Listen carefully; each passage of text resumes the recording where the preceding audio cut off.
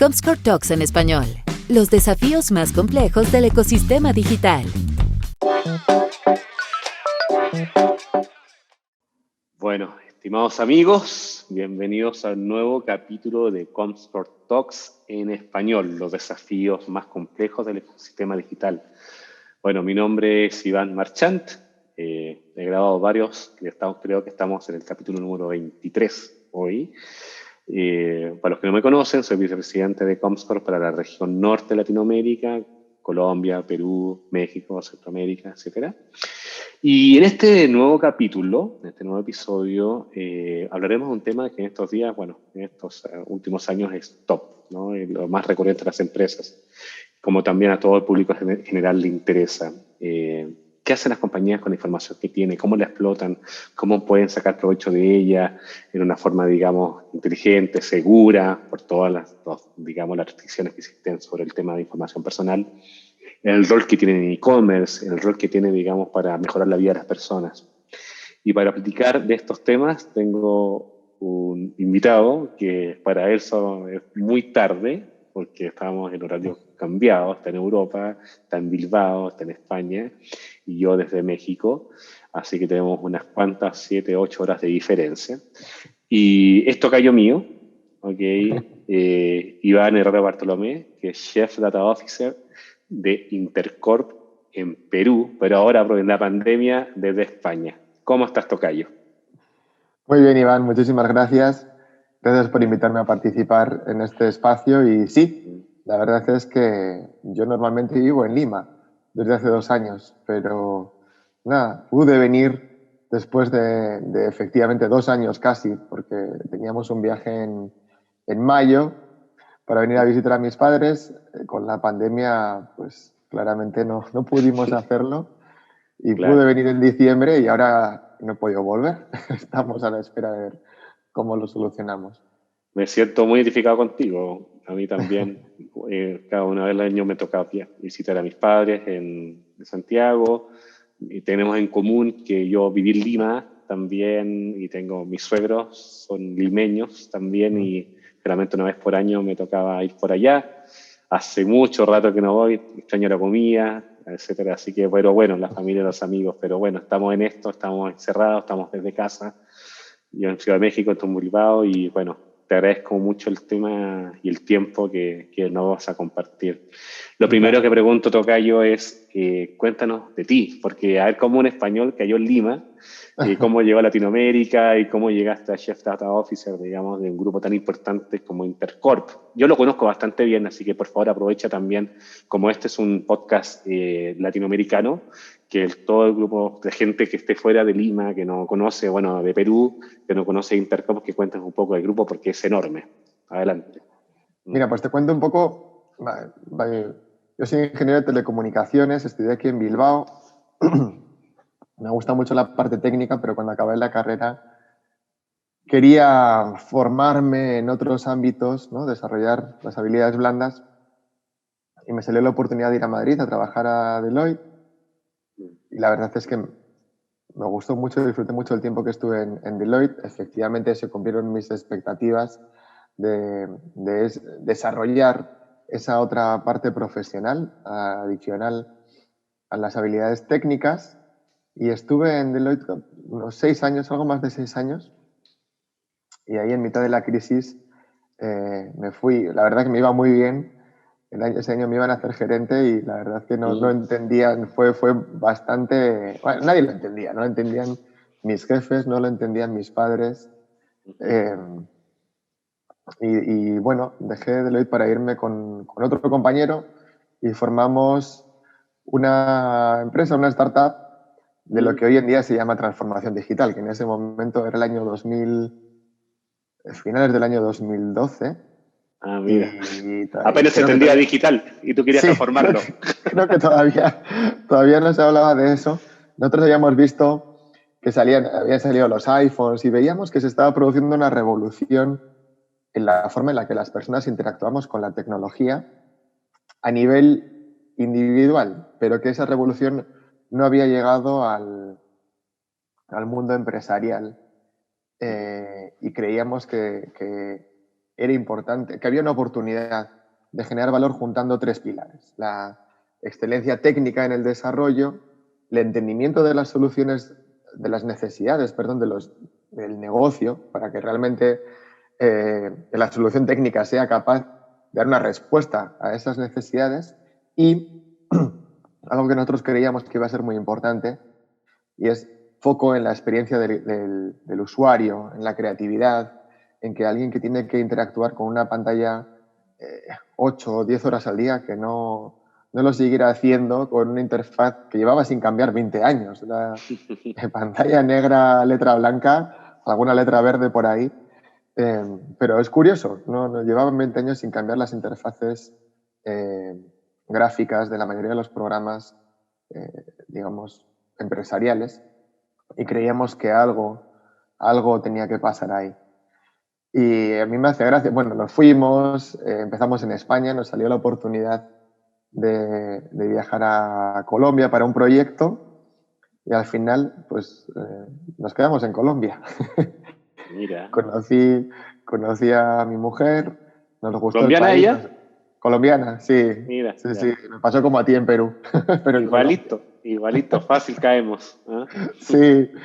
Entonces, lo primero, me enamoré del país antes que de mi mujer, ¿eh? La verdad es que un país muy alegre, una energía positiva, contagiosa, y la verdad me encantó.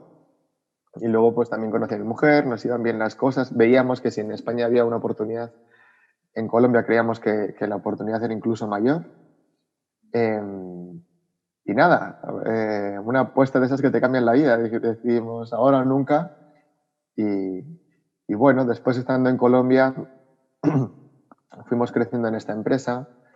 Nos terminamos fusionando con Deloitte, las vueltas que da la Mira, vida. Terminamos otra vez en Deloitte de vuelta. como senior manager de servicios de digital, todo lo que tuviera que ver con estrategia digital y servicios digitales.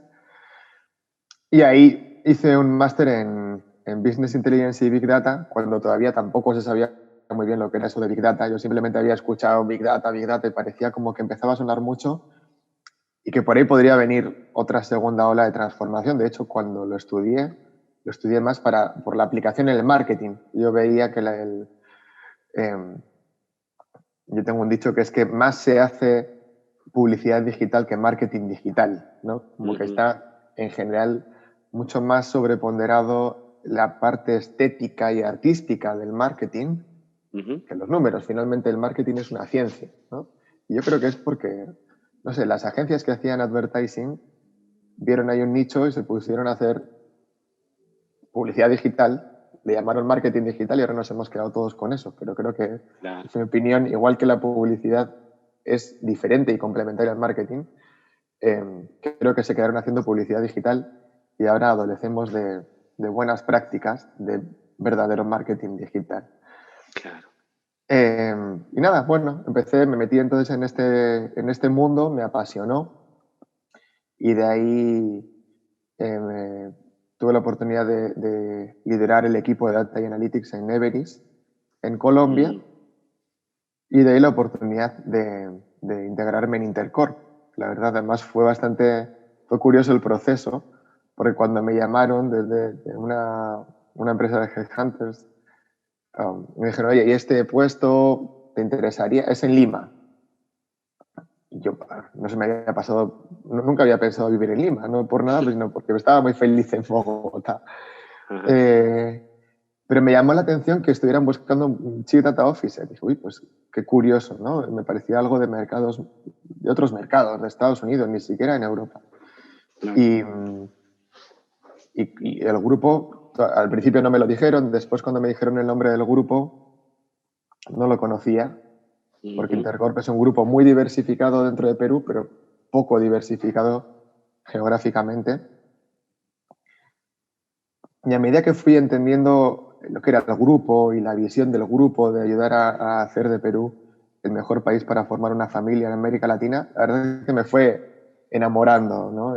Me parecía increíble poder formar parte, primero, de un grupo tan diversificado, que tuviera tanto contacto con los ciudadanos peruanos, y segundo, que tuviera un propósito tan noble. Y eso me llamó mucho la atención, porque a veces quieres generar un impacto social, pero una cosa es quererlo, otra cosa es poder hacerlo. Y Claro. sentía que en Intercorp, o sea, yo quería hacerlo y sentía que desde Intercorp iba a poder Que se hacerlo, podía. aunque sea poder poner mi granito de arena. Claro. Entonces, nada, nos salió la oportunidad y nos fuimos a vivir a Lima y la verdad muy felices estos 2 años en Lima. Tengo Qué- como anécdota, mi mujer colombiana, mi hijo es peruano, así que Tienes bueno, la mezcla también. tenemos ahí familia Sí, multicultural. sí, porque en mi caso también fue esposa peruana, yo chileno y mis hijos nacieron en México, así que Ah, tenemos mira, también la mezcla. parecido. Sí, es muy similar. Yo también iba a trabajar por un tiempo nomás y me quedé 5 años, después ya me movieron a México, pero me siento muy identificado con tu historia. Sí, Caminos similares. similarísimo. Oye, Iván, y bueno, para que la gente conozca más de Intercorp, ¿qué tipo de empresas tiene, segmentos? No hay problema que digan las marcas para eso, o sea, no puedes decir, digamos, qué marcas son, qué tan importantes son para el peruano, porque simplemente, como tú dijiste, son marcas muy diversificadas en Perú. No ha salido de Perú, tengo entendido, no, quizás tú me corregirás, Hay pero son algo, marcas pero enormes. poco. Ujú, Sí, pero la mayoría de las empresas operan fundamentalmente en Perú. ujú, Y efectivamente, Intercorp es un grupo muy diversificado. Tenemos empresas, o sea, en el sector financiero, banca, seguros, retail, supermercados, tiendas por departamento, mejoramiento del hogar, farmacias, una financiera, en educación, colegios, institutos y universidad. Tenemos algunas empresas en el sector de entretenimiento también, restaurantes, cines y hoteles. eh, y creo que son todas. Espero no dejarme ninguna. Bueno, y salud. Tenemos también en salud una también. clínica que inauguramos hace un año, si no recuerdo mal, un año y poco. Y bueno, al final lo que tratamos es de ir cubriendo las necesidades de todos los peruanos y dar acceso a servicios que quizás en otros países se dan por hecho, pero lamentablemente en Perú no todos los servicios como el acceso a una educación de calidad o a Claro. una atención sanitaria de calidad están cubiertos. Entonces, bueno, pues tratamos de hacer mejor el país eh, cubriendo esos huecos que todavía pues el país adolece y que son muy importantes para generar calidad de vida en la población.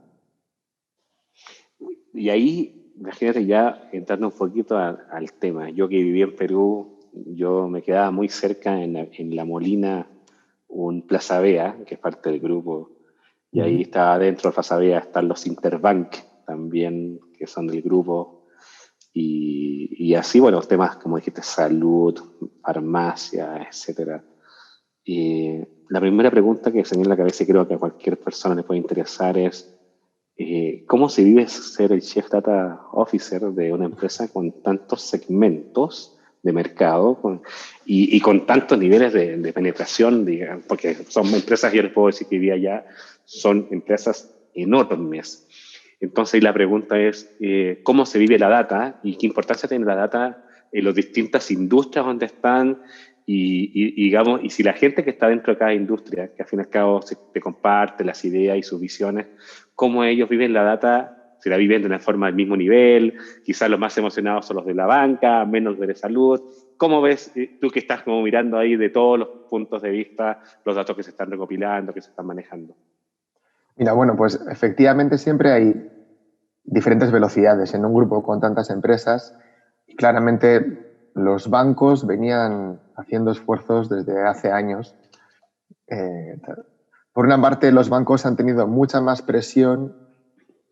Además, la analítica forma parte de su negocio, los modelos de score crediticio, Uh en -huh. fin, ahora puede que se haga ahora con otras técnicas, pero siempre ha formado parte del core de la empresa.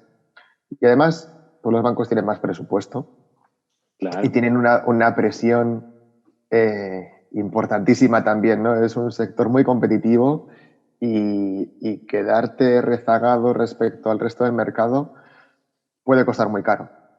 Entonces yo creo que la industria financiera y específicamente los bancos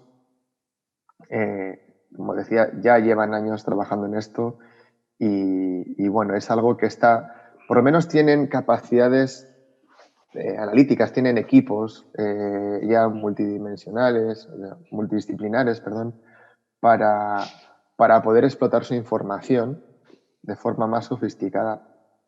Todavía hay mucho por hacer, pero claramente hay un gran avance. En el resto de empresas hemos trabajado mucho con las empresas del sector retail. Creo que también hay una oportunidad enorme, enorme. Hemos avanzado bien en estos últimos 2 años, ya venían trabajando en algunos proyectos de data y bueno, nosotros desde el corporativo hemos ayudado a dar algunos lineamientos, hemos generado buenas prácticas y hemos desarrollado y construido algunos aceleradores que la verdad están teniendo muy buena adopción en las empresas. Yo sí veo una diferencia de cómo estábamos hace 2 años a nivel de mindset, a nivel de que existe un interés genuino por el uso de los datos y por incorporar datos en la toma de decisión. Estamos en plena transformación en el grupo y se ve cómo se va acelerando ese proceso y se va difundiendo en todas las empresas. Y para que las cosas sucedan, para que los datos realmente alimenten esas decisiones, ¿cómo interactúas tú? ¿A qué nivel? ¿Hay Chief Data Officer, digamos, también dentro de cada tipo de empresa?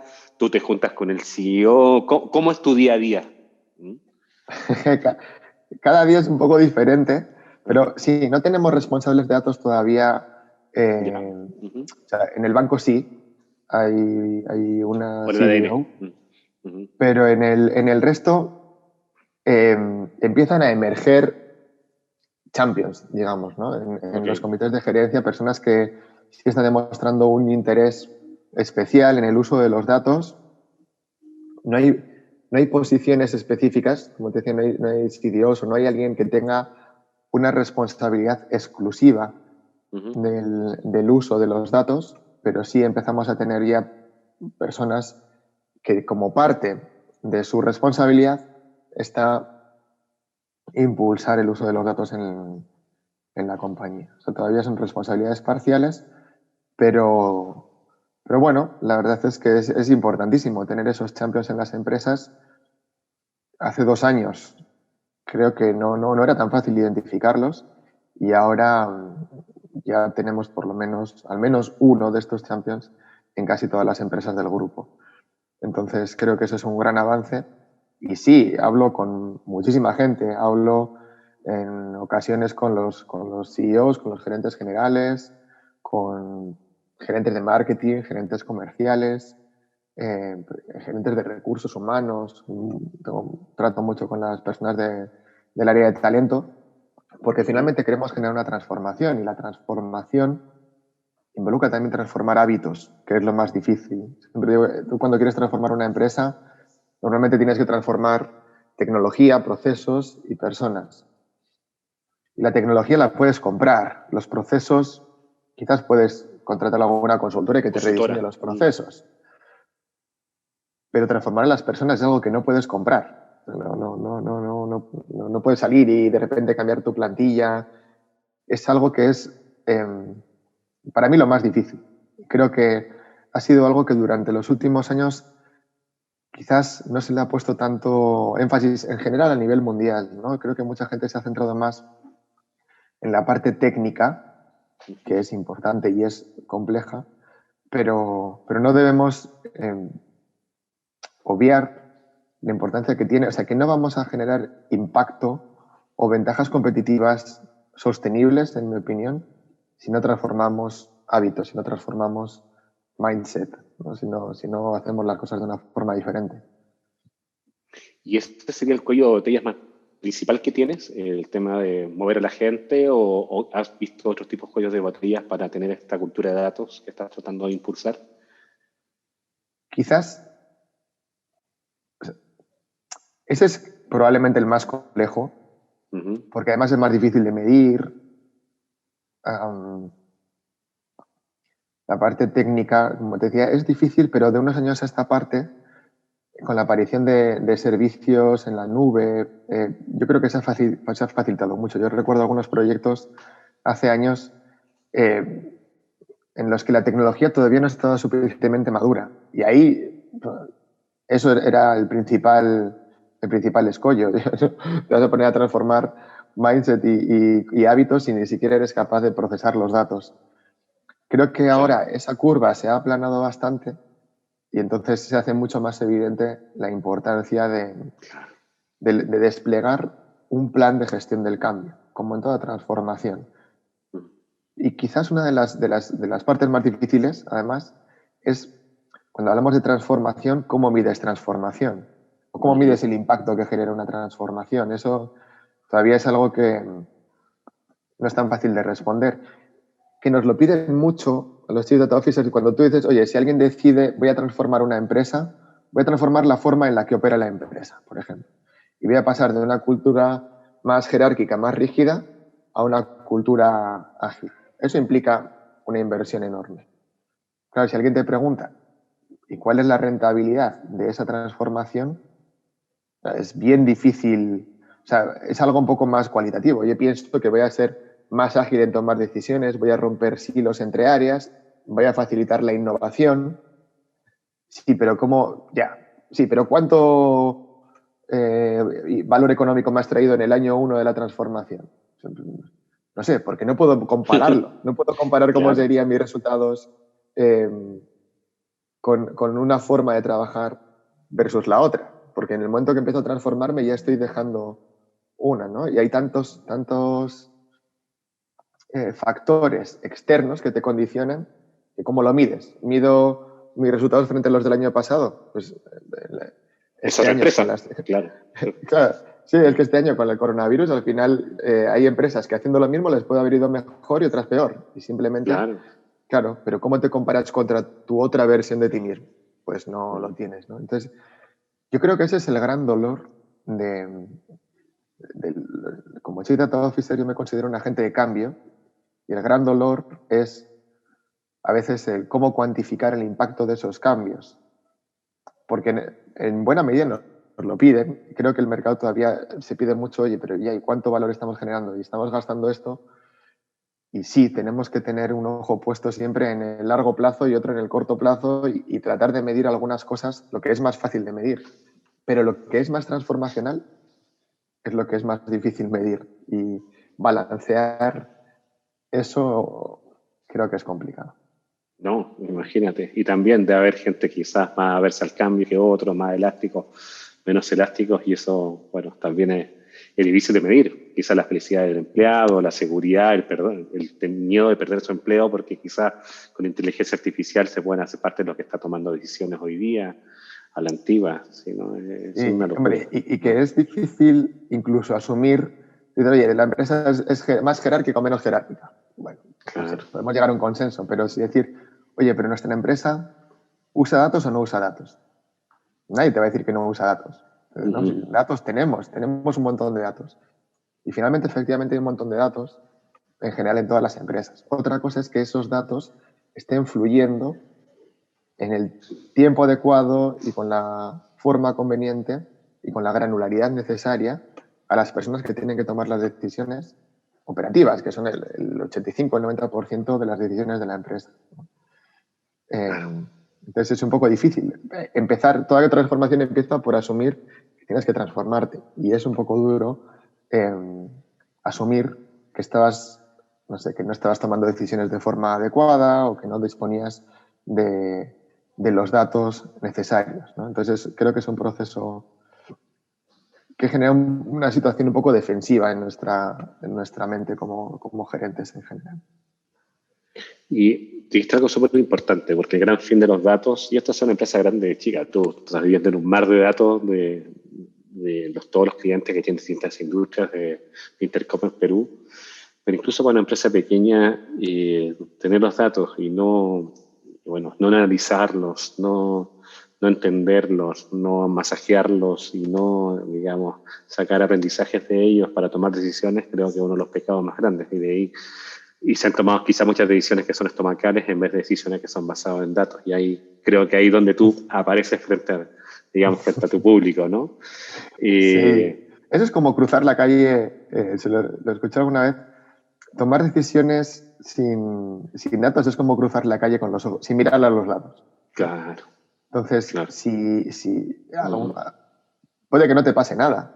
Y sobre todo si los vehículos pues, son pocos y van despacio, bueno, pues tienes una cierta probabilidad de cruzar y que no te pase nada. Si cuanto más veces cruces y no te pase nada, pues más veces seguirás cruzando la calle sin mirar a los lados.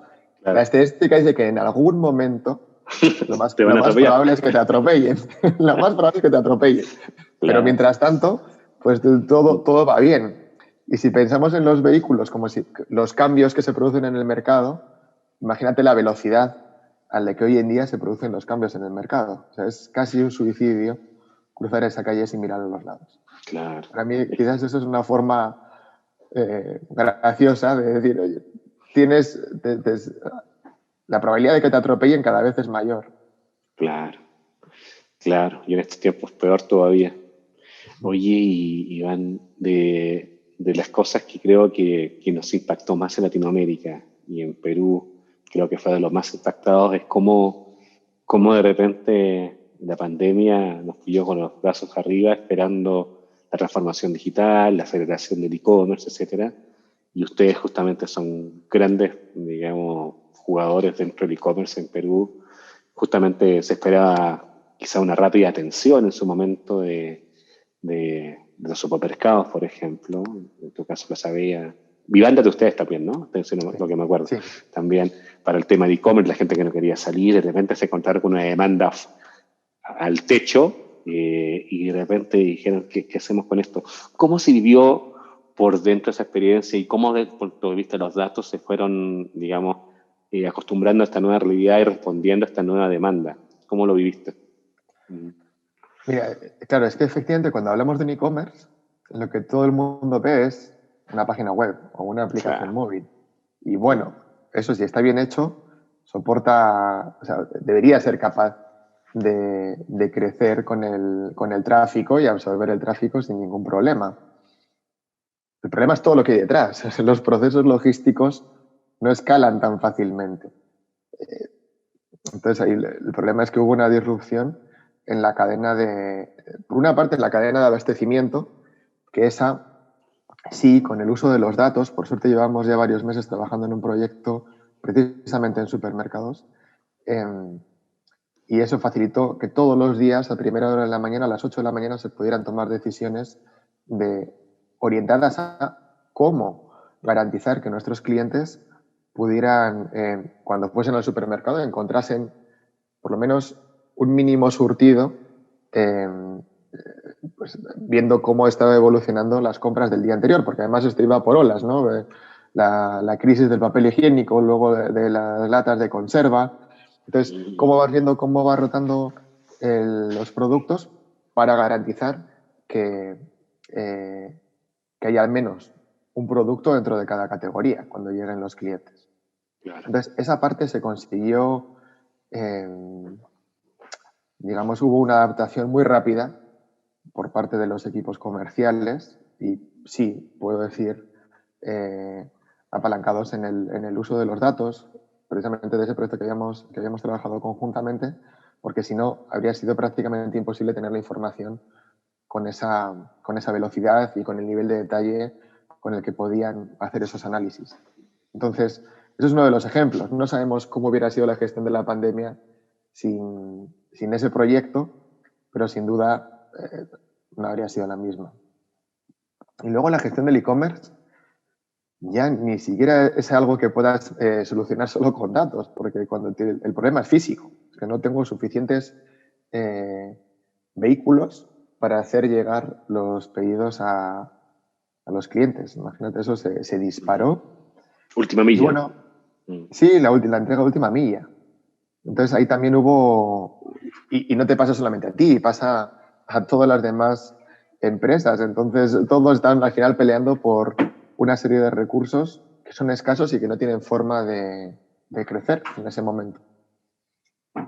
Creo que se tomaron también buenas decisiones de habilitar algunos puntos como casi que centros de distribución intermedios para facilitar el acopio de los productos y garantizar también el stock. Yo creo que hubo muchas muy buenas decisiones también desde el punto de vista de la gestión logística que ayudaron a que rápidamente se pasase de los primeros tiempos que eran de incluso a veces de 2 o 3 semanas en la entrega a ahora mismo poder estar haciendo entregas entre 24 y 48 horas. Impresionante. Eso, y el volumen sigue, o sea, la demanda sigue, pero bueno, la verdad es que se ha conseguido hacer ahí ajustes importantes, como te digo, en todo lo que depende de nosotros y también en la atención de última milla. Impresionante, porque justamente eso te voy a decir, como tengo familiares allá en Perú, me decían que hacían un pedido en marzo del año pasado y después se habían olvidado que lo habían pedido y llegaba a la casa, ¿no? O sea, y llegar después a 24 horas de entrega, cosa que en México estamos bien acostumbrados, para encima de acostumbrados, porque ya teníamos entrega 24 horas por la competencia, te hace a los distintos competidores y llegando acá en México, por ejemplo, no hay problema de última milla, generalmente hay un montón de ofertas y para eso, entonces realmente las entregas son bastante rápidas, incluso en el mismo día. Así que, no, pero qué bueno que para la visión del e-commerce en Perú, tú sabes que todo lo metemos dentro de la misma bolsa, ¿no? Como toda la experiencia, no solamente la página web, sino la oficina atrás, la entrega, las garantías, los pagos, etcétera, está todo dentro de ese universo y qué bueno que estemos en ese nivel en Perú. Así que qué bueno escucharlo, Iván. Qué bueno. ¿Y crees que faltará algo como para llegar a ese nivel de e-commerce, como se sabe en Estados Unidos, etcétera? ¿Crees que le falta al mercado peruano para eso? Sí. O sea, la verdad es que cuando pienso en e-commerce siempre se piensa en pues, la característica que quizás es la más visible, que es la disponibilidad, ¿no? Que es una tienda que nunca cierra y a la que podemos recurrir a cualquier hora del día. Claro. Pero creo que esa es tan evidente que creo que está acaparando todo el foco, toda la relevancia, y creo que hay por lo menos 2 características igual de importantes que debemos considerar cuando hablamos de e-commerce, que es una, la capacidad de entender a nuestros clientes y otra, la posibilidad de personalizar su experiencia. Y creo que son asignaturas pendientes en general en la mayoría de los e-commerce y reflexionando un poco en por qué puede pasar, yo creo que es por la forma en la que han surgido los equipos de e-commerce. Finalmente, si pensamos en los equipos de e-commerce, no era una apuesta clara de las empresas, era, oye, esto es una moda, hay que abrir un e-commerce, ¿y dónde lo ponemos? Bueno, pues ponlo, no sé, en marketing. IT, sí, o en IT, o dentro de otra función de la empresa. Y eso quedaba ya así en el organigrama. Entonces, a medida que iba escalando el e-commerce y iba ganando importancia, se iba generando como una réplica de la empresa. Entonces tienes e-commerce que cuelga quién sabe de dónde, que además tiene un equipo de marketing para que haga marketing digital. Y luego tiene un equipo de logística para que se gestione los envíos. Y luego tiene un equipo de atención al cliente. Y al final dice, oye, tengo a los equipos de e-commerce distraídos en hacer un montón de tareas en las que no necesariamente son expertos. Y que, oye, pues el experto en logística, pues que me gestione la logística. El experto en marketing, que me gestione el marketing y que tenga una visión integrada. Claro. Y quizás eso está siendo un freno para que los equipos de e-commerce hagan lo que yo creo que deberían hacer, que es una gestión de producto. Una gestión del e-commerce como producto que esté en permanente evolución, con un mindset muy de experimentación, entender a los usuarios, identificar por qué, generar experiencias diferentes, probar cuál funciona mejor, por qué funciona mejor. Y esa experimentación, esa iteración permanente, que es lo que se esperaría de cualquier producto digital, creo que en los e-commerce no existe. Y creo que es precisamente por eso, porque están los equipos de e-commerce haciendo tantas cosas que como el presupuesto es limitado, pues se va en todo lo demás, el presupuesto y el tiempo. Entonces la atención de un gerente e-commerce tiene que dividirse en todos los problemas de la operación. De esta mini empresa, al fin y al cabo, ¿no? Es una mini empresa. Claro, adentro, claro. ¿no? Claro, cuando en mi opinión eso lo podrían absorber otras áreas de la empresa, pues que es su área de especialidad, y que el equipo de e-commerce se centrase en gestión pura del e-commerce como un producto digital. Eso es lo que... Entonces creo que falta camino. Qué buena visión, ¿eh? O sea, que no lo había pensado desde ese punto de vista y de verdad tenemos... son manejadas muchas veces como microempresas dentro de la empresa, con presupuestos separados, etcétera, sin la visión de la compañía completa. Y sí, son demasiadas distracciones para el foco que tiene justamente el producto. Sí. ¿Y eso cómo lo aprendiste por teórica o lo aprendiste dentro del grupo funcionando? ¿Cómo llegaste a esa conclusión? No, la verdad es que lo he visto en muchas empresas, ¿eh? Lo he visto en muchas empresas y es algo que desde hace... Mira, la primera vez que lo vi fue en Colombia, en una gran empresa también, y ahí yo decía, pues es que no tiene ningún sentido, porque al final hay personas con muy buena voluntad que están gestionando áreas en las que no necesariamente es su área de expertise. Y finalmente, pues bueno, luego se veía que había muchas otras falencias desde el punto de vista de gestión del producto. Entonces ahí fue cuando empecé a ver, digo, esta forma de organizarse creo que no debe ser la más eficiente, pero es la que sigue, la que se mantiene hasta nuestros días, porque deshacer eso luego es bien difícil. Claro, nació así, digamos, ¿no? Nació así y deshacerlo, esos cambios, hay muchas resistencias, implica una transformación, como decía, ¿no? Y esas transformaciones, bueno, los cambios son dolorosos normalmente y que es bastante drástico, pues bueno, y además si funciona, ¿por qué cambiar lo que funciona? Lo que pasa que, volvemos a lo de siempre, ¿funciona o no funciona? Funciona bien. ¿Respecto a qué? Si no tienes con qué compararlo. Respecto a los objetivos que te has marcado, si tú te has marcado unos objetivos basados en esa estructura, no sabes si con otra estructura estarías teniendo otros resultados. Pero como no lo puedes probar, siempre yo creo que pesa más el miedo de ¿y qué pasa? Si se me cae la venta, por lo menos los primeros meses, mientras hago ese cambio y no llego al objetivo de ventas del año, entonces... el incentivo para la transformación es un poco perverso. No siempre está tan claro. Por lo menos en el corto plazo es difícil que pensar más en el largo plazo. Sí, precisamente si lo piensas como en el año del cambio, puede ser una patada. Entonces, contra los incentivos perversos de el bono, llegar a la meta, etcétera. Claro. Es un tema. Oye, Iván, y volviendo un poco al tema de la data, ahí... ¿Cómo te imaginas tú que estás haciendo malabares con datos de distintas industrias, farmacéuticas, salud, banca, restaurantes, educación?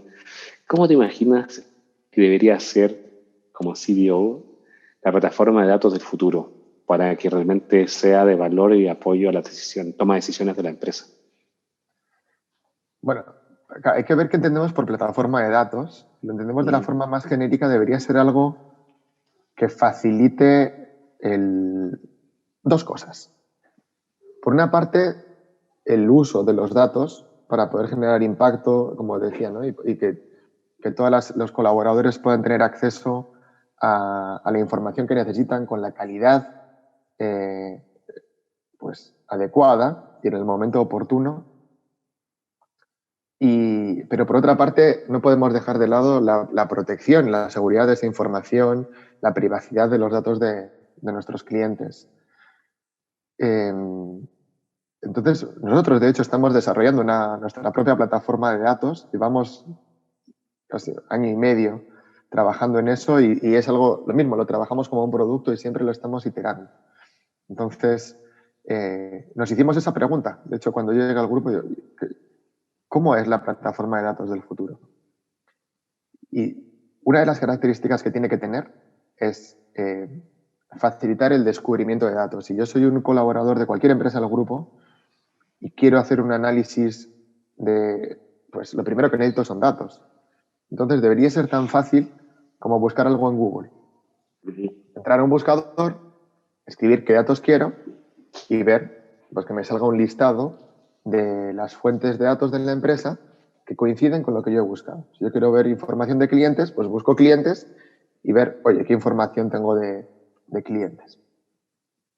Y bajo esa premisa empezamos el diseño y la construcción de nuestra propia plataforma de datos, que funciona básicamente así. Para que eso funcione así hay muchas cosas que hay que hacer Atrás, claro. previas, sí, pero funciona básicamente así. Un buscador como el de Google en el que nosotros ponemos cualquier palabra y podemos ver todas las fuentes de información que están relacionadas, por ejemplo, con clientes, bien porque aparezca en el nombre de la tabla, en alguno de los campos de la tabla, en la descripción de la tabla, ¿no? En cualquier metadata, se llama, ¿no? Cualquier dato explicativo de la información. Y estamos ahora, en el año 2021, tenemos como proyecto que no solamente aparezcan tablas, sino que también eso esté integrado con dashboard, ¿no? Bueno. Entonces, que si veo clientes, pueda ver también, oye, cuáles son los dashboards que están relacionados con clientes para que yo vea, no tenga que replicar un análisis que ya ha hecho otro área, sino que simplemente, oye, esto ya existe, está construido, solicito el acceso y tenemos esta plataforma integrada por una parte, con las herramientas de visualización y por otra parte, con los componentes en la nube donde almacenamos la información. Entonces, tenemos también unos workflows automáticos para la gestión de la solicitud y la autorización del acceso a los datos. Entonces yo, desde un mismo sitio, puedo buscar la información que necesito, puedo entender cómo se ha construido esa información, solicitar acceso de forma granular a los campos que quiera, porque puede haber campos que están marcados como sensibles y eso requiere una autorización especial. Lanzo el flujo de autorización, de solicitud, llega el responsable de los datos, que además es una persona del negocio y no de tecnología para evitar cuellos de botella, y a partir de esa solicitud la puede autorizar, rechazar o autorizar con alguna modificación. Y decirme, oye, yo te doy acceso a esta información, pero te voy a omitir estos campos porque considero que no son necesarios para el análisis que quieres hacer y son datos que son sensibles para el negocio. No necesariamente son datos sensibles para el cliente, sino que pueden ser datos sensibles del negocio o datos sensibles de empleados y no se necesitan para tu análisis. Entonces, eso lo hemos desarrollado, lo diseñamos durante la primera mitad del año 2019. Construimos un primer producto mínimo viable durante la segunda mitad y este año lo hemos llevado durante la primera mitad a un estadio productivo y ya lo tenemos desplegado la verdad, en bastantes empresas del grupo. Por lo menos 10, 11 empresas con diferentes niveles de avance y de adopción, pero sí, yo creo que eso va a ser un acelerador importantísimo para esta cultura analítica que queremos generar en los próximos años. Ok, ahí sale un tema, imagínate que lo están logrando ahí, yo me imagino, que desde la visión de Comscore tenemos lo mismo, pero nosotros lo vemos a nivel de mercado, ¿no? Tú lo estás viendo a nivel de las empresas del grupo, de las audiencias cruzadas. Mira el oro molido que significa en tu caso cómo el grupo está acostumbrado a pasar como de su mañana en un restaurante tomando desayuno, después ir a hacer las compras al supermercado, después ir al banco y hacer todo ese customer journey de la persona durante todo el día en distintas empresas de grupo y entenderlos y según su conducta de compra, días de compra, horarios, etcétera, tipo de compra, cómo los perfilas para obviamente ofrecerle mejores y más productos. Que es apasionante, ¿no? Así es. Sí, la verdad es que yo creo que hay una ventaja competitiva enorme que podemos explotar. Lo primero era tener esta plataforma de datos, lo segundo era poder empezar a tener una vista única de cliente, pero por supuesto respetando las leyes de protección y privacidad de datos. De hecho, ni siquiera yo, aunque quiera, podría saber qué cliente está detrás de alguna transacción. Eso, tenemos mecanismos fuertes de anonimización de los datos que nos permiten hacer análisis sobre la información, que es pues, claramente para eso estoy, ¿no? Para poder que podamos hacer ese tipo de análisis. Sería absurdo no utilizarlo, pero que se utilice respetando la privacidad de los clientes y, por supuesto, con medidas estrictas de seguridad de la información. Y lo que te digo, ni siquiera yo, aunque quiera, puedo saber qué cliente está detrás de esas transacciones. Y Entonces, lo puedes entender como segmentos, como nichos, como claro, grupos, tendencias, ¿no? eso es, podemos hacer análisis de tendencias, podemos hacer segmentaciones. Dentro de cada empresa podemos hacer segmentaciones que sí pueden ser más accionables. Entonces, Ujú. hay muchas cosas que se pueden hacer, a veces aún llegando al nivel cliente, otras veces haciendo análisis un poco más agregados, que finalmente para identificar insights o tendencias eh, es mejor ver información con cierto nivel de agregación, o aunque Claro. sean anónimos, que ver el uno a uno del cliente, ¿no? Que no te permite generalizarla o entender una tendencia. ¿Y has integrado datos externos al momento o lo estás visualizando o solamente te estás basando con la data que tienes dentro de las empresas del grupo? Pues mira, ese es yo creo, el siguiente paso. Si estamos Ujú. empezamos a integrar algunos datos externos de censo. eh, ¿Qué pasa? Que eso es más complejo, porque de hecho no puedes establecer el vínculo eh, por cliente, entonces hay que ver cómo hacer esa integración, Ese match. Ujú. pero sí, a veces tiene que ser por ubicaciones geográficas, por lugares de compra. Eso lo hemos empezado, pero todavía tenemos que seguir avanzando en eso en 2021. Pero estoy seguro de que antes de que acabe el año 2021 vamos a tener una buena integración, por lo menos de 5 o 6 fuentes de datos externas que podamos utilizar para complementar esa visión y, bueno, ser más exactos en la identificación de esas tendencias. Y me encanta porque uno pensaría que tienes todo el oro molido de no sé cuántos millones de personas, no sé si lo puedes decir, que podrían calcularse como que son clientes del grupo de distintas empresas. ¿Qué porcentaje del Perú cubre? Si lo quieres decir, si lo puedes decir, lo dices, si no, no lo dices, pero debe ser enorme, debe ser enorme. Y así todo, siempre hay algo fuera de no clientes que obviamente uno debería entender por qué no son clientes y cómo los traigo, ¿no? Y esa visión creo que es la correcta, ¿no? ¿Mm? Claro, siempre tienes la doble visión en una estrategia de marketing, una estrategia comercial. ¿Cómo puedo atraer más clientes o cómo puedo desarrollar más a los clientes que tengo? Y hay situaciones que son, la verdad, bastante curiosas cuando hacemos los análisis. Aparecen segmentos en los que claramente se ven insights directos para los equipos de marketing, como ver, oye, que determinado segmento de clientes es mucho más, mucho más eficaz en la atracción de clientes de alto valor que otros, ¿no? Y sin embargo, intuitivamente por el negocio se habían enfocado los esfuerzos históricamente más en otro tipo de clientes, ¿no? Y cuando ves los datos y ves que, oye, hay un grupo de clientes que es muy masivo, pero solamente el 20% son clientes de muy alto valor, y ves otros que no son tan grandes, pero que casi el 50% de esos clientes son clientes de muy alto valor, ya te empieza a generar información valiosa, como digo, para reorientar tus estrategias de captación por una parte y después entender cómo puedes generar estrategias de desarrollo en esos clientes en los que solamente el 20% están clasificados como de muy alto valor. Sí, sí. No, lo encuentro apasionante. Bueno, lo que haces me encanta y tú nombraste uno de los desafíos, creo que son súper importantes, el manejo de datos y el tema privacidad.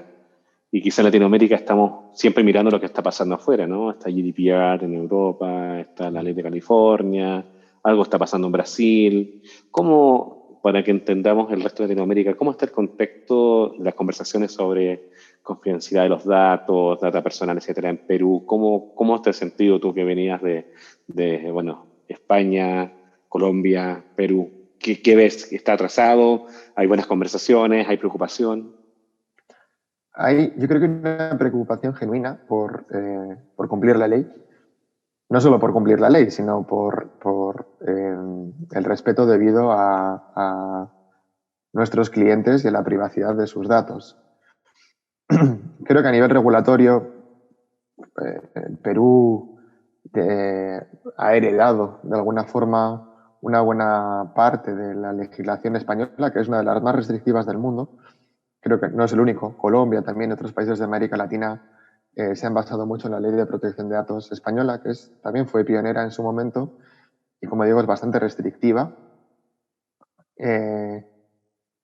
Y la dificultad es encontrar el balance. A veces las legislaciones son quizás excesivamente restrictivas, porque a veces yo veo que es más, y lo hemos visto en Europa, tiene más interés en proteger la privacidad hasta cierto punto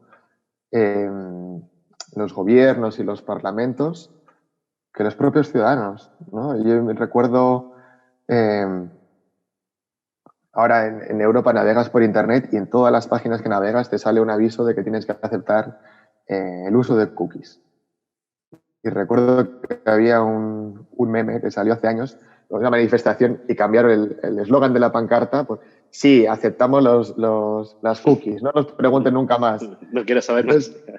Sí, al final, y todo el mundo le da que sí, finalmente entiendes que también es una forma de recibir esa personalización de la experiencia de la que hablábamos antes. Claro.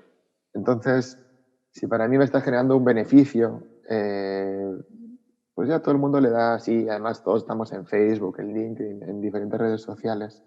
Entonces, no sé si ahora hay un movimiento, ¿no? Quizás vaya cogiendo fuerza, pero la privacidad de los datos en este mundo ultra conectado y en el que toda la información está expuesta a través de las redes sociales, no sé si es la principal preocupación de los ciudadanos, o no sé si el peso que tiene la preocupación de los ciudadanos es comparable al peso que se le está dando desde el punto de vista regulatorio. En este caso, siempre me hacía gracia porque al final has generado un pequeño dolor en la experiencia del usuario, ¿no? Y los propios usuarios se quejan y dicen, oye, ya deja de preguntarme, si al final le voy a decir que sí.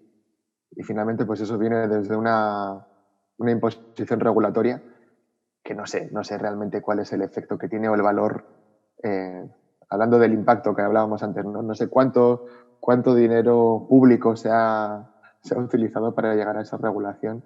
Claro. No sé realmente cuál es el beneficio que está generando en la sociedad. Sí, debe haber un mix, ¿no? Entre lo útil para uno como target, digamos, comercial o target de publicidad, para que me lleguen cosas que realmente me interesan, que tenga la oportunidad, obviamente, de decir, sí, me interesa, mándamelo, claro, ¿no? El opt-in. Como también cómo las empresas toman esos datos, cómo los comparte, cómo los masajea y cómo los generan algo de valor. Yo lo digo que es un trade-off, ¿no? Si van a usar mis datos, tiene que haber algo en favor mío, quizás con eso estoy pagando, ¿no? Para que lo usen, pero puede ser beneficio, descuento, combos. En tu caso, si estudié contigo, tengo quizás mejor precio con digamos, en la farmacia y con el médico tanto, y en mi combo de pollo con papas fritas, ¿no? Así que, claro, realmente sí tiene que haber un trade-off. Mucha gente, creo, Iván, también, que nos mal acostumbramos a que en digital tiene que ser todo gratis, ¿no? Ese concepto de oye, no, yo quiero las noticias del momento con los mejores videos y quiero el mejor servicio y quiero que sea, pero todo gratis, y realmente hay servicios premium y está bien, sí, pero realmente los datos son los que uno entrega, digamos, y la publicidad muchas veces también, a cambio de ese servicio freemium, y cuesta ese entendimiento, ¿no? Sí, siempre, de alguna forma, hay algo que se dice que si no pagas por el uso de un producto, de un servicio, es que tú eres el producto, ¿no? El servicio. Entonces, sí, pero no sé, o sea, me pasa. Por ejemplo, una aplicación como YouTube. A mí me sale muchas veces, oye, ¿y quieres hay una opción de pago? ¿Cuántas veces he escuchado? Es que la publicidad de YouTube, esto, pagaría porque no me apareciera. Bueno, pues ahora tienes la opción de pagar para que no te aparezca. Y no hay nadie que pague eso. Porque preferimos estar pendientes de cuando sale el anuncio, pasarlo rápido, que no nos cuesta nada, que pagar. Porque nos hemos acostumbrado a que es gratis. Nadie espera ver Netflix gratis, porque estamos acostumbrados a pagar desde el primer día. pero los servicios que hemos tenido siempre gratis, empezar a pagarlos siempre es un salto difícil. Es un choque. Sí, nos falta mucha educación. Estamos acostumbrados en televisión a pagar con publicidad en medio tiempo, estamos acostumbrados a los avisos comerciales en la revista, pero en digital de verdad que nos cuesta masticarlo ahí. Y digital puede ser freemium, está bien, pero realmente, como tú dices, a veces uno es el producto. Oye, Iván, por ahí, bueno, yo no leí yo leí el libro que se llama Homo Sapiens, pero hay un libro que se llama Homo Deus, del mismo autor que Yuval Noah Harari. Y por ahí en ese libro aparece algo que puede ser controversial, no sé, a ver qué opinas tú. Dice que el hombre adora los datos, ¿no? A medida que estamos pasando a la humanidad, y los datos son el petróleo, digamos, y el oro molido de este siglo. Y Harari predice que, al fin y al cabo, en este tiempo, en el proceso de toma de decisiones, muchas veces ya los algoritmos basados en datos podrían tomar mejores incluso decisiones, y van a tomar decisiones en vez de los humanos en sí. ¿Cómo ves eso? ¿Cómo lo sientes? Porque, bueno, tú eres parte de este Skynet, ¿no? de los datos en una empresa, digamos, con un tremendo posicionamiento en Perú. ¿Cómo lo vives tú? ¿Cómo piensas que va a ser la toma de decisiones hacia adelante? Yo creo que tiene que haber un balance, un mix. O sea, dejar que una máquina tome todas las decisiones, sí, de hecho los algoritmos pueden tener sesgos que provienen de los datos con los que se han entrenado. La inteligencia artificial no es tan inteligente. Finalmente hace muy bien lo que le has entrenado para hacer, pero si tú le has entrenado con datos que son incorrectos, que están sesgados, hará muy bien algo mal hecho. Entonces, siempre tiene que haber una supervisión y en decisiones críticas, finalmente tiene que haber una persona que aplique juicio experto y que valide la decisión. Por ejemplo, cada vez más se escuchan aplicaciones de inteligencia artificial en el sector salud, en el que, oye, pues es capaz de detectar cáncer, por ejemplo, de pulmón con mayor efectividad que un médico. Pero a nadie se le ocurre enviar a un paciente un diagnóstico de cáncer que no haya sido revisado por un médico. Entonces, pero sí genera un beneficio, porque donde un médico antes podría equivocarse, si la inteligencia artificial te dice, ojo, yo creo que aquí puede haber un cáncer, probablemente lo mire 2 veces y sea mucho más efectivo el diagnóstico. Y temprano. Y temprano, efectivamente. Entonces, está salvando vidas. Lo que te digo, a nadie se le ocurriría dejar la responsabilidad solamente en un algoritmo. Pero esa dualidad, ¿cómo diríamos? La potenciación del talento y de la capacidad humana con los algoritmos y con la inteligencia artificial, creo que ese es el sweet spot al que tenemos que llegar. Las dos opciones por separado tienen falencias. Una persona, de hecho, desde el punto de vista de eficiencia, está claro que una máquina, un algoritmo va a ser capaz de, primero, que no se cansa y segundo, que es capaz de realizar tareas repetitivas mucho mejor que un humano. Los humanos todavía podemos competir en creatividad, aunque hace poco leí un artículo bien interesante de el último experimento que han hecho en OpenAI, que son los que hicieron todo el algoritmo GP3, que ahora han entrenado un algoritmo enorme con una base de datos que relaciona imágenes con las descripciones de las imágenes. De forma que han sido capaces de que a partir de una entrada de texto para este motor de inteligencia artificial devuelve imágenes. Y uno de los ejemplos que veía es que tú le puedes decir, oye, quiero que me generes una imagen de un sofá con forma de aguacate. Y entonces la inteligencia artificial genera, ni siquiera es que no es un buscador, es que genera imágenes de sofás con formas de aguacate. Entonces, la verdad, claro, hay diversas formas de generar un sofá con formas de aguacate. Entonces ya la inteligencia artificial, de cierta forma, está siendo creativa, porque está imaginándose, ¿no? Si probablemente si yo te digo, ponemos a 10 personas y le damos ese reto, diseñame un sofá con forma de aguacate, tendremos 10 versiones. Pues esta inteligencia artificial también generaba 3, 4, 5 modelos distintos de cómo se imagina que puede resolver ese problema de diseñar un sofá con forma de aguacate. A mí eso, la verdad, me sorprendió. Y yo creo que está avanzando. Creo que en general no somos conscientes de la velocidad a la que esto está avanzando.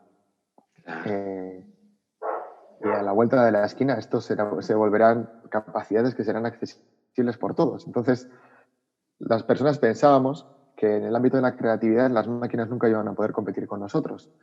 Pero, ¿qué pasa?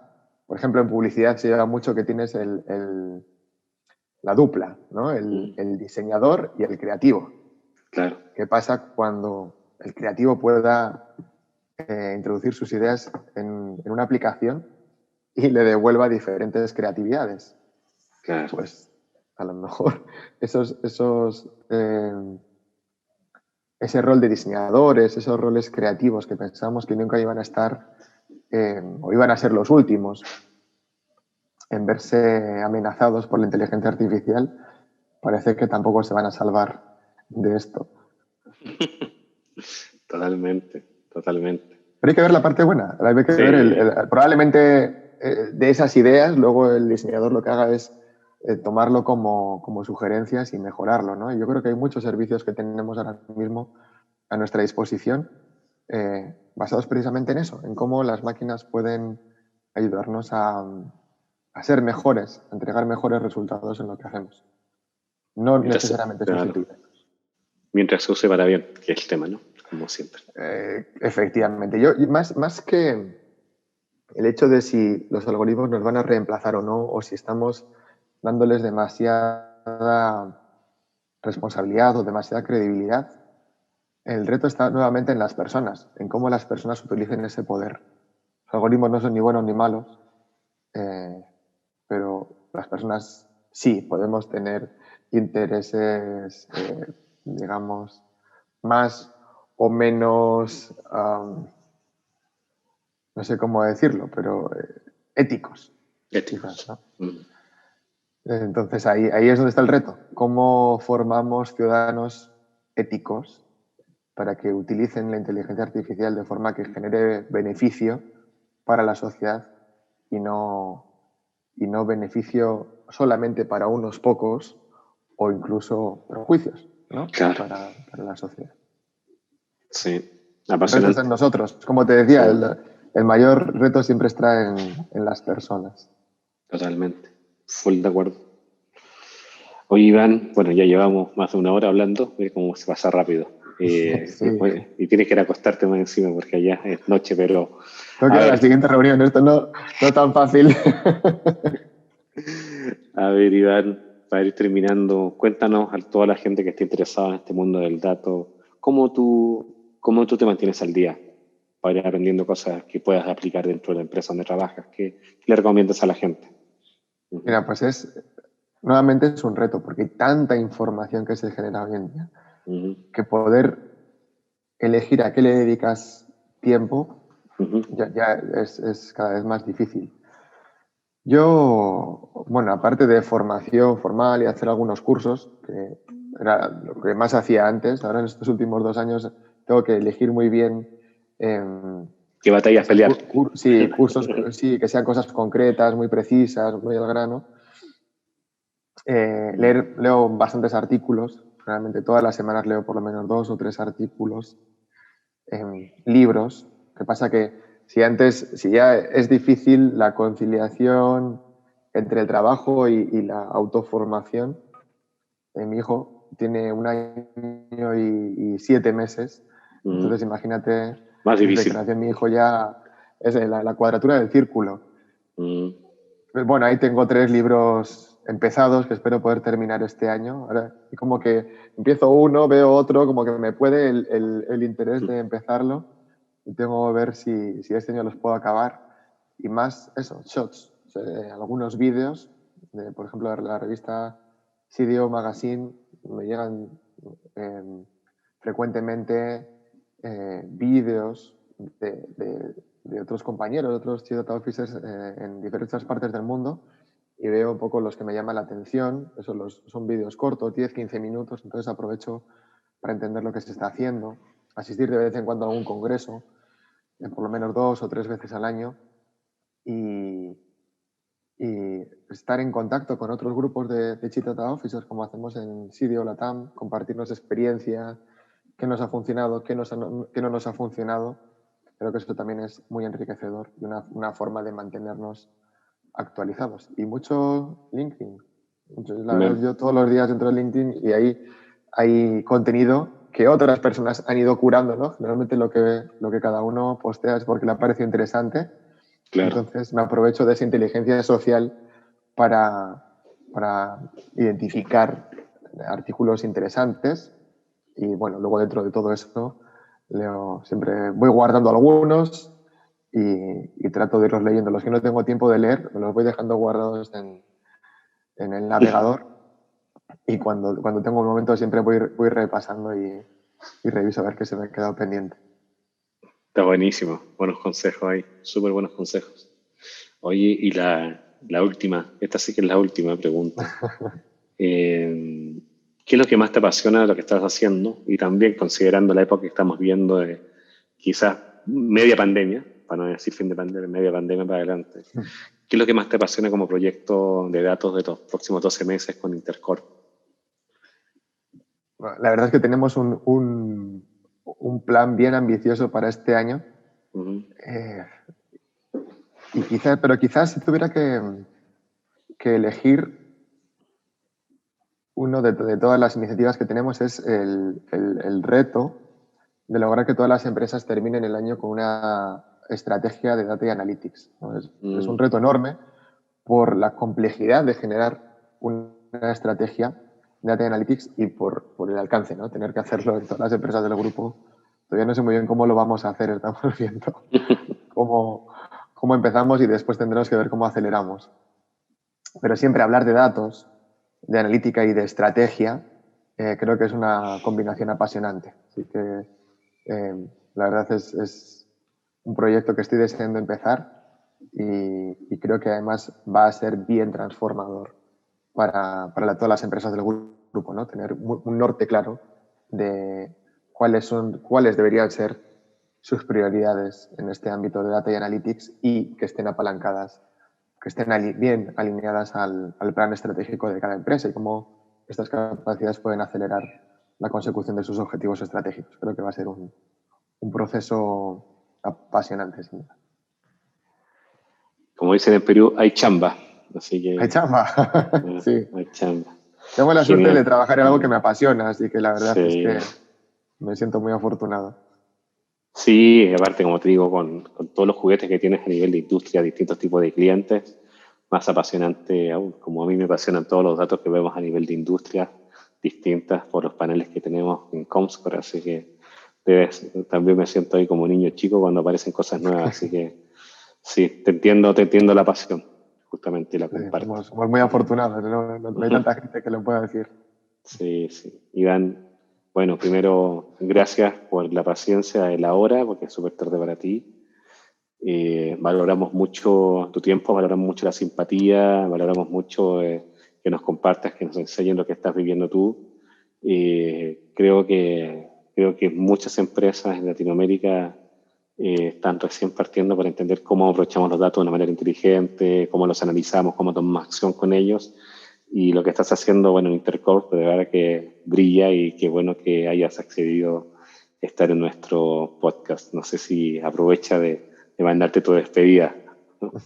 No, Iván, muchísimas gracias por invitarme. La verdad es que un placer estar aquí contigo. Espero que haya sido interesante para toda la audiencia y para mí siempre es un placer hablar de estos temas. Así que encantado y como te digo, muy agradecido de poder participar en este espacio. Disculpad la penumbra en la que me encuentro. Ojalá hubiera podido hacer esto con más luz, pero hay una luz de datos ahí, hay un luz de datos ahí que te está iluminando. Hay que adaptarse a las circunstancias y no, el mundo no puede parar. Así que con fondo oscuro, con poca luz, pero ahí creo que hemos tenido una bonita conversación. No, maravilloso. Y bueno, gracias a toda la audiencia que tenemos. Este fue el capítulo 23 de Comscore Talks en español, con los desafíos más importantes. Aquí estuvimos con Iván, CDO de Intercorp, realmente que tiene un montón de desafíos y bueno, y está mostrando que en Latinoamérica también se pueden hacer cosas impresionantes a nivel de datos. Así que gracias, Iván, y gracias a toda la audiencia. Sigan Muchas cuidándose. gracias, Iván. Gracias a todos. Nos vemos. Comscore Talks en español. Los desafíos más complejos del ecosistema digital.